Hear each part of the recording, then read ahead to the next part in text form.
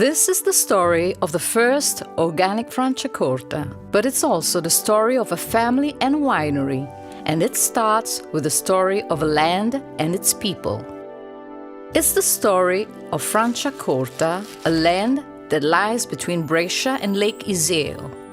Its name appears for the first time in 1277 in a mention of the so-called Corte Franche, medieval villages exempt from tax or levies. Although the origin of the name is not known for certain, there is no doubt that wine has been made here since antiquity. Franciacorta provided the wines for the city of Brescia and the villages in the surrounding valleys. In 1426, a group of noblemen conspired to hand over the city of Brescia to the Republic of Venice. This was when medieval archer towers began to appear here, now a symbol of Franciacorta. In 1570, Brescian doctor Girolamo Conforti publishes his Libellus de Vino Mordaci, the book of sparkling wine in which he describes the sparkling wines produced here. The caliber of his work is matched only by his enjoyment of wines.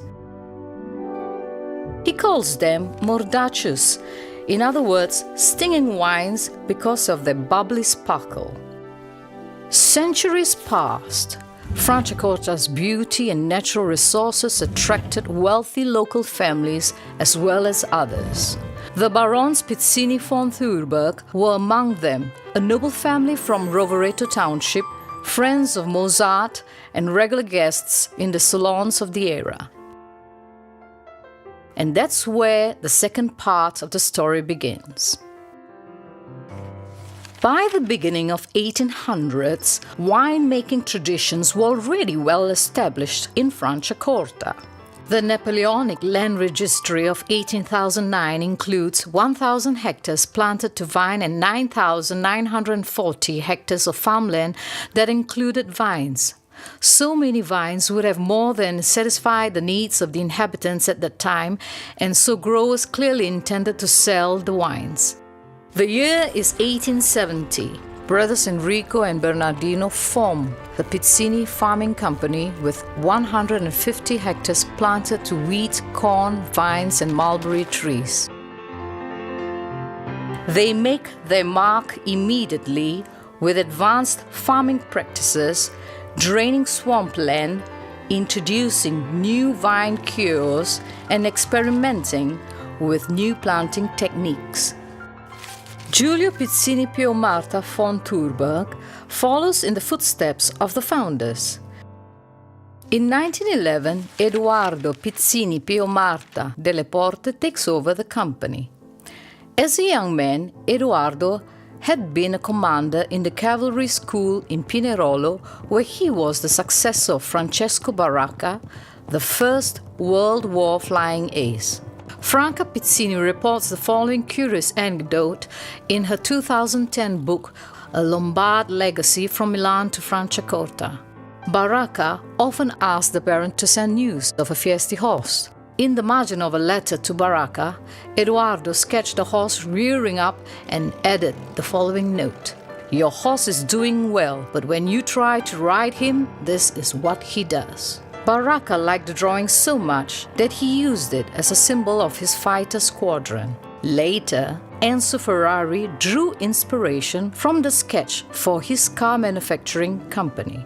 Thus, Edoardo was the surreptitious artist behind the famous prancing horse of the Ferrari brand.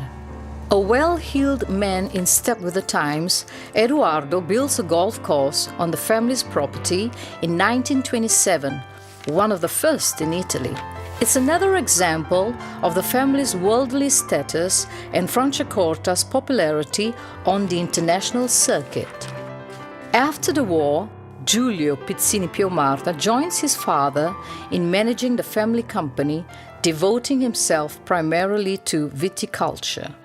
He also begins using the eagle from the family's coat of arms on the label.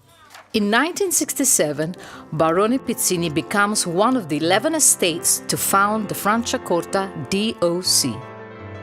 In 1971, the winery produces its first bottle of Barone Pizzini Franciacorta. A new winery grew in 1993. At the beginning of the 1990s, Giulio Pizzini involves a group of passionate entrepreneurs in the company. Pier Giacomo Gitti from Bagnadore is among them. The winery's flagship, Reserve Bagnadore, is dedicated to him. In 1998, the winery begins its conversion to organic farming. Its goal is to produce a wine that is closely linked to the land where it is grown, a unique wine that cannot be reproduced elsewhere. In 2002, it produces its first organic Franciacorta.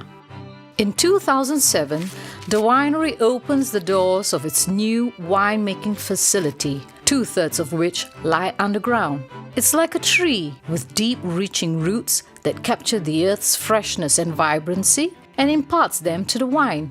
It provides the ideal conditions for producing wines that are respectful of the environment.